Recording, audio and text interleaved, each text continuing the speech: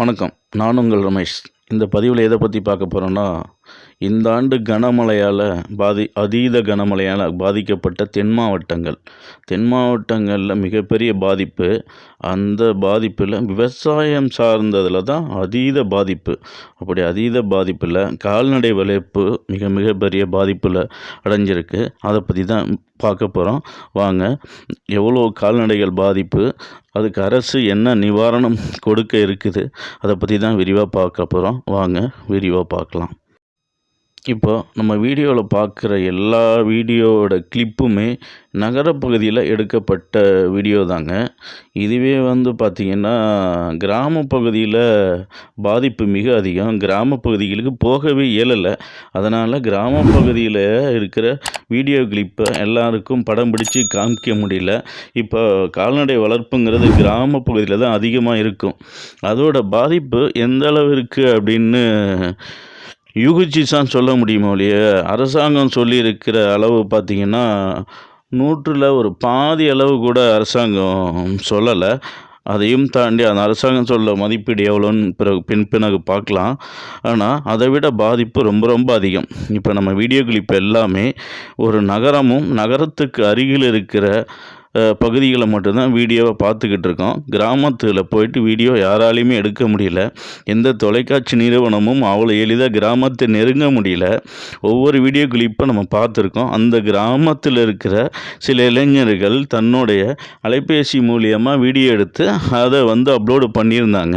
அப்படி பண்ணியிருக்கிற வீடியோஸ் ஒரு சில வீடியோவுக்கு தான் வந்திருக்கும். அதுலேயும் நிறையா வீடியோக்கள் வரலை. ஏன்னா மின் இணைப்புக்கு துண்டானது, அதே மாதிரி நம்ம செல்லுக்கான டவர் கட்டானது, இப்படி ஏகப்பட்ட பிரச்சனையினால் கிராமத்தில் ஏற்பட்ட பாதிப்பை முழுமையாக நம்மளால் கணிச்சு சொல்லவும் முடியல. அரசாங்கம் ஓரளவுக்கு பார்த்து ஆராய்ஞ்சு சொல்லியிருக்கிறது முழுமையான தகவலும் இல்லை.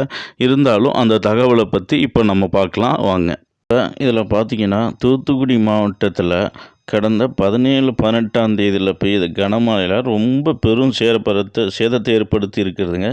இருக்கிறதே தென் மாவட்டத்தில் தூத்துக்குடி மாவட்டத்தில் கனமழை அதிகம். அங்கே பெரிய சேதாரத்தை ஏற்படுத்தியிருக்கு. அந்த சேதாரத்தை இப்போ அரசு அதிகாரிங்கள்லாம் ஆய்வு குழு அரசு அதிகாரி குழுலாம் கணக்கெடுப்பு பணியில் ஈடுபட்டிருக்காங்க. கணக்கெடுப்பு பணியில் ஈடுபட்ட பொழுது பாதிக்கப்பட்டவர்களுக்கு நிவாரண உதவிகள் வழங்கும் பணியும் தொடங்கியிருக்காங்க. அப்படி பார்த்தா முதற்கட்டமாக, அதாவது தூத்துக்குடி மாவட்டத்தில் இறந்து போன 22 குடும்பத்துக்கான நிவாரண உதவியை வழங்கியிருக்காங்க. அது மட்டும் இல்லாமல் வீடுகளை இழந்த 16 குடும்பம், மொத்தமாக வீடுகளை இழந்த 16 குடும்பங்களுக்கும் நிவாரண உதவி வழங்கியிருக்காங்க. அது மட்டும் இல்லாமல், அதாவது பாதி அளவு சேதாரம் அடைஞ்ச ஒரு எத்தனை வீடுகள்னு பார்த்தீங்கன்னா 4000 வீடுகளுக்கு மேலே பாதி அளவு வீடுகள் சேதாரம் அடைஞ்சிருக்கு. அதையும் அதிகாரிகள் கணக்கெடுத்து அவங்களுக்கு நிவாரண உதவிகளை வழங்கிட்டு வந்துக்கிட்டு இருக்காங்க. இது எல்லாமே நல்ல விஷயம்தான். ஆனால் கால்நடை வளர்ப்பு சார்ந்த விஷயங்களில் மட்டும் ஒரு தெளிவான கணக்கு இல்லைன்னு தான் நம்ம எல்லாருக்குமாகவே புரிய வருது. ஏன்னு கேட்டிங்கன்னா, இவ்வளோ பெரிய மழை அளவில் பார்த்திங்கன்னா 63,790 கோழிகள் மட்டுமே வந்திருக்கு அப்படின்ட்டு அவங்க ஒரு ஆய்வறிக்கை கொடுத்துருக்காங்க. நம்மளுடைய பொறுத்தளவுக்கு இவ்வளோ பெரிய மழை அளவில் கோழிகள் இறப்பு மிக அதிகம்தான் நம்ம அங்கே இருக்கிற நம்ம பகுதி நண்பர்கள் சொல்ல வராங்க. இப்போ அதற்கான அதற்கான இழப்பீடு எவ்வளோ கொடுக்க போகிறாங்கன்னு தெரியல. அது மட்டும் இல்லாமல் 11,290 ஆடுகள் இறந்துட்டதாக சொல்கிறாங்க. அதாவது 12,000 ஆடுகள் கிட்டத்தட்ட இறந்துருச்சு அப்படின்னு சொல்கிறாங்க. 12,000 ஆடு இறந்துருக்குங்கிறது மிக கம்மியான எண்ணிக்கை தான். அந்த ஆடுகளோட இறப்பீடு அதிகமாக இருக்கும். இப்போ அவங்களுக்கு என்ன நிவாரணம் வழங்க போகுது இந்த அரசாங்கங்கிறது தான் தெரியல. ஏன்னா இப்போ பரனில் வச்சு ஆடு வளர்க்குறவங்களுக்கு பெரிய சேதாரமான ஒன்றும் இருந்திருக்காது. கிராமப்புறங்களில் மேய்ச்சல் முறையில் பட்டி ஆடுகள் வச்சுருப்பாங்க இல்லையா, அவங்களுடைய ஆடுகள் தான் இப்படி இறந்துருக்கும். அப்படி ஆடுகள் இறந்துருத்தா 5 ஆடுகள் வச்சுருக்கவங்க, 10 ஆடுகள் வச்சுருக்கவங்க, இப்படி இவங்களுக்கு தான் பெரிய சேதாரமாக இருக்கும். அவங்களுக்கு இன்னும் அரசு என்ன இழப்பீடு தொகை வழங்க போகிறங்கிறது எந்த அறிவிப்பும் இன்னும் அறிவிக்கப்படலை. அவங்களுக்கு இந்த பொங்கல் வரும் நேரத்தில் இப்படி ஒரு பெரிய இழப்பீடுகளை சந்திச்சிருக்காங்க. அதாவது ஒரு மாவட்டத்தில் அரசாங்க கணக்குப்படியே 11,000 சொச்சம், அதாவது 12,000 ஆடு கிட்டத்தட்ட இறந்துருக்குங்கிறது பெரிய ஒரு எண்ணிக்கை தான். ஆனால் சரியான எண்ணிக்கை நம்மளை பொறுத்தளவுக்கு ஒரு 50,000 ஆடுகள் பக்கம் இறந்துருக்க வாய்ப்புகள் இருக்கலான்னு தான் தோணுது. அப்படி பார்த்தோன்னா அது எல்லாத்துக்குமே நிவாரணம் இந்த அரசாங்கம் கண்டிப்பாக வழங்கணும். இப்போ பார்த்தீங்கன்னா கூட்டுறவுத்துறை மூலியமாக ஆடு வளர்க்க, மாடு வளர்க்க, கோழி வளர்க்க வட்டியில்லா கடன் தரேன்னு ஒரு அறிவிப்பை அரசாங்கம் வெளியிட்டிருக்கு. இந்த அறிவிப்பு வந்து தமிழ்நாடு முழுக்கவே அறிவிப்பு வெளியிட்டிருக்கு. அப்படி பார்க்கும் பொழுது இப்போ தென் மாவட்டங்களில் இந்த மழையால் பாதிக்கப்பட்ட விவசாயிகளோட இறந்து போன ஆடு மாடுகளுக்கு பதிலாக ஒரு குறைந்த எண்ணிக்கையால் அளவாவது அவங்களுக்கு ஒரு ஆடு மாடுகளை இலவசமாக கொடுக்கணும். ஒரு பெரிய எண்ணிக்கையில் ஆடு வளர்த்தவங்களுக்கு வந்து கடன் இல்லாமல் வங்கி கடன் கொடுக்கணும்னு சொல்லியிருக்கேன் இல்லையா, கூட்டுறவு வங்கிகள் மூலமாக அந்த கடன் தொகையை தனிநபருக்கான வங்கி கடனை அதிகரித்து கொடுக்கணும். அந்த அதிகரித்து கொடுக்கறது மட்டும் இல்லாமல் அந்த தவணை காலங்களையும் அதிகரித்து கொடுத்தாங்கன்னா விவசாயிகளுக்கும் அந்த கால்நடை வளர்ப்புகளுக்கும் பெரிய பேருதவியாக இருக்கும். இது அரசாங்கம் செய்யுமா என்னான்னு தெரியல. இப்போது இந்த பொங்கல் வரவு இருக்கும் நேரத்தில் பார்த்திங்கன்னா தென் மாவட்ட மக்கள் பெரிய இழப்பை சந்திச்சிருக்காங்க. இப்போ நம்ம கால்நடை சம்மந்தமாக மட்டும்தான் தான் பேசிக்கிட்டு இருக்கோம். அதை தாண்டி விவசாயத்தை பயிர் செஞ்ச பயிர்களுக்கு என்ன இழப்பீடு அப்படிங்கிறத பற்றி நாம் இன்னும் அதை வீடியோ பார்க்கல. நம்ம வந்து கால்நடைகளுக்கு மட்டும்தான் நம்ம பேசிக்கிட்டு இருக்கோம்.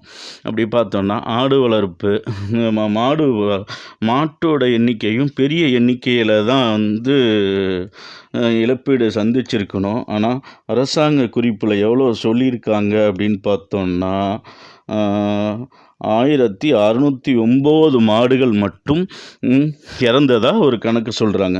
அதாவது தூத்துக்குடி மாவட்டத்தில் மட்டும் 1609 மாடுகளும் 526 கன்றி குட்டிகளும் இறந்துருச்சு அப்படின்னு சொல்கிறாங்க. அது மட்டும் இல்லாமல் 16 எருமை மாடுகள் இறந்துட்டதாக கணக்கு சொல்கிறாங்க. அது மட்டும் இல்லாமல் 18 வளர்ப்பு பன்றிகள் இழந்திருக்கு அப்படின்னு ஒரு புள்ளி வரும். அதாவது அதிகாரிகள் கணக்கெடுப்பில் இதை தான் சொல்லியிருக்காங்க. இதோடு சேர்த்து ஒரு 32 கழுதைகளும் இறந்திருக்கு அப்படின்னு ஒரு கணக்கெடுப்பு பணியில் கணக்கெடுத்து அரசாங்கம் சொல்லியிருக்க எண்ணிக்கை இது. இந்த எண்ணிக்கையெல்லாம் மிக குறைவான எண்ணிக்கையாக தான் இருக்கும். ஆனால் உண்மையான பாதிப்பு வந்து பல மடங்கு இருக்கும்.